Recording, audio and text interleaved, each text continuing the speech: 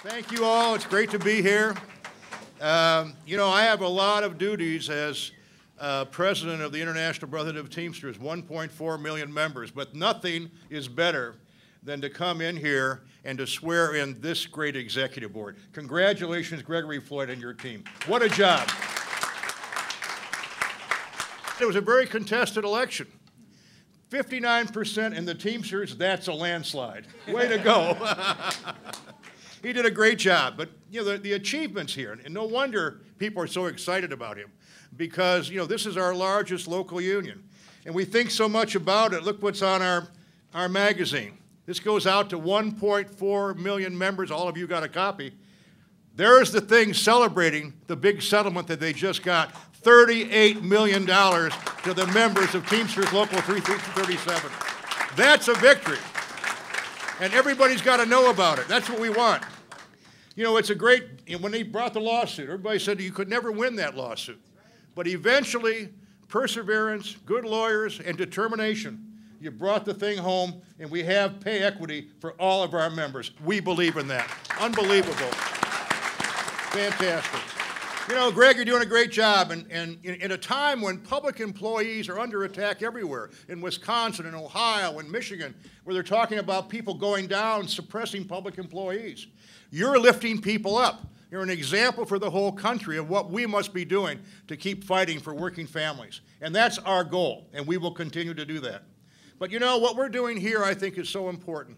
We're on a series of victories, and I want to talk a little bit about something you might have seen in the newspapers yesterday. We settled this 25-year-old lawsuit against the Teamsters Union by the government. They're out of our hair, they're gone. That's a victory, and it put the union back to the members. That's where it should be. So, without further ado, one of the great joys I have is to swear you in and your great executive board. So let's do that. And you know, I take these vows very seriously.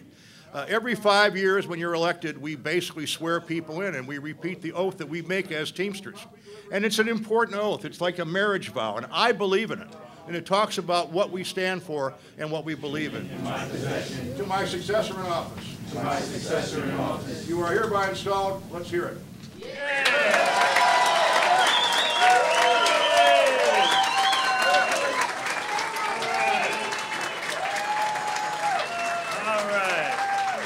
For the past 7 years, Greg has presided over the Local 237 with distinction.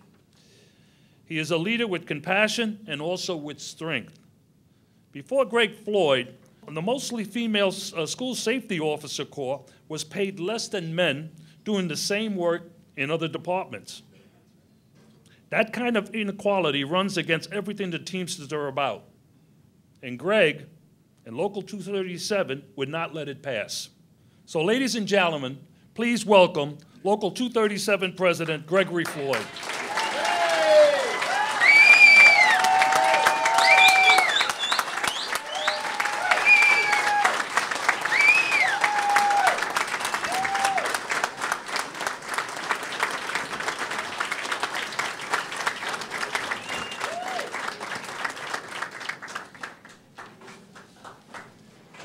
Thank you, and welcome. We have a lot of elected officials here, and George Miranda is going to go over the list, but I thank everyone for coming. This swearing in is most important in many ways. It not only means that we have leadership for the next 5 years in place, but that we have a strong mandate. It's leadership that is respected, experienced, and dedicated. Our members know that we have their backs. As we go forward, we will continue to fight for job protection. We will continue to fight for pensions and health benefits and maintain retiree benefits and halt the move to privatize the New York City Housing Authority.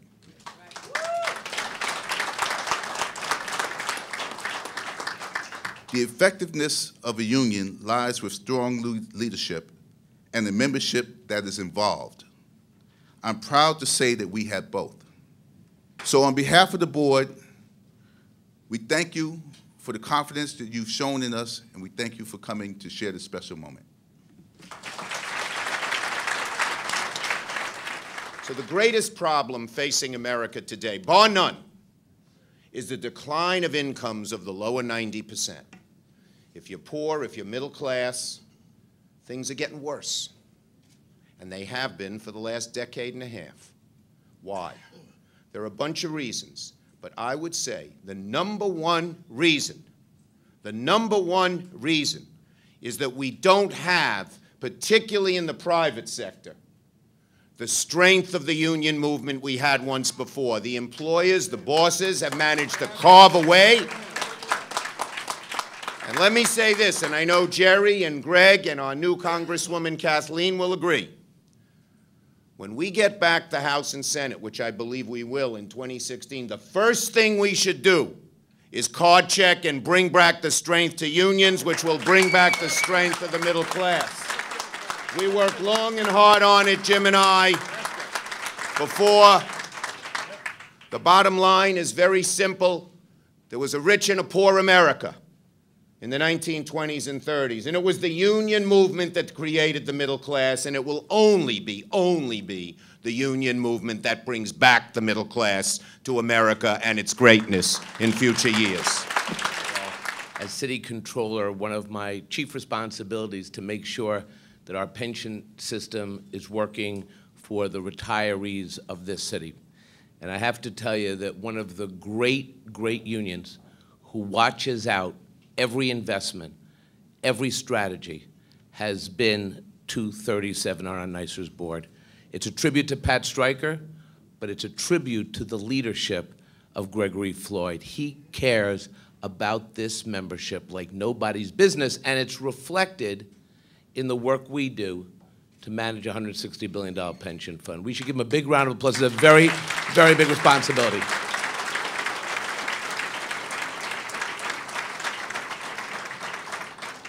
But the second thing that Greg does is he watches out for his membership in public housing, but then he takes it to the next level. And he watches out for the people who live in our public housing. 600,000 public housing in New York City is the size of the city of Boston. And he has been an aggressive advocate for making sure that there is no mold in apartments, that NYCHA residents actually get hired to work in projects that impact their communities. He has been a leader in making sure that the finances of NYCHA has been transparent so that we can solve some of these fundamental problems. There are a lot of challenges. We have to be in this work together, but I have never been more proud of a union partner than I am of you.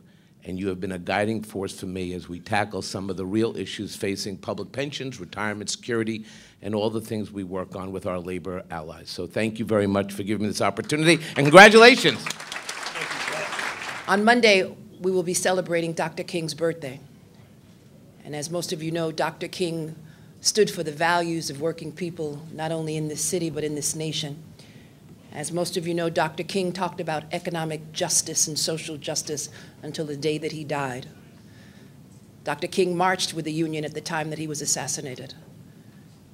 And as we talk about the issues in this country, growing income disparity, stagnation, wage stagnation, the feminization of poverty, as we talk about the number of children in this city who are living in poverty, as we talk about the fact that tonight almost 58,000 New Yorkers will be living in our shelters. All of us need to remember on Monday, as we go to Dr. King's birthday, as we go to all of these celebrations all throughout the city, as elected officials go to all of these events, not only can you think about Dr. King on his birthday, but you have to live Dr. King each and every day and make sure his legacy stays alive. And if you are committed to Dr. King, if you are committed to his dream and keeping his dream alive, then you've got to stand up each and every day whenever unions are under attack, whenever anyone wants to privatize or outsource, whenever anyone wants to lay individuals off. We've got to stand behind unions and recognize that unions are inextricably tied to our middle class. And the attack on unions and the growing income inequality is as a result of individuals who believe that unions are our enemy. They are not our enemy. They represent the backbone of America.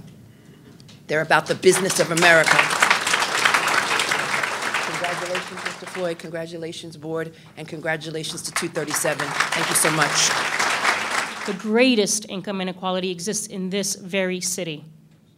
And so as such, when we talk about the strength and the need for unions, that is what we're talking about, is trying to bridge and eliminate, eradicate the reality that exists in this city, that you have people that are living and working in full-time jobs and yet need public assistance because they're getting paid and the wage scale is so low.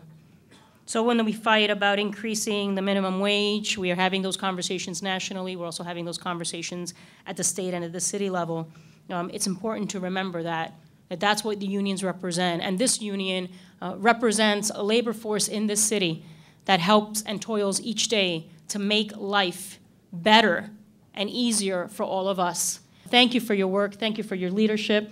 And we celebrate you here today. Have a great day, everybody. Thank you. And thank the speaker for taking out time and being here today. Okay, let me just say in closing, Local 237 obviously has important work ahead of it. From budget cuts in public housing to a tax on public workers, it is not easy working in city government. But these are essential services to New Yorkers that they count on. And the professionals who make up Local 237 take pride in their work. I know with his leadership team, President Floyd, your members are in good hands. On behalf of New York's Teamsters, I want to congratulate you and your election and wish you the best of luck as you take Local 237 forward. My congratulations to all of you.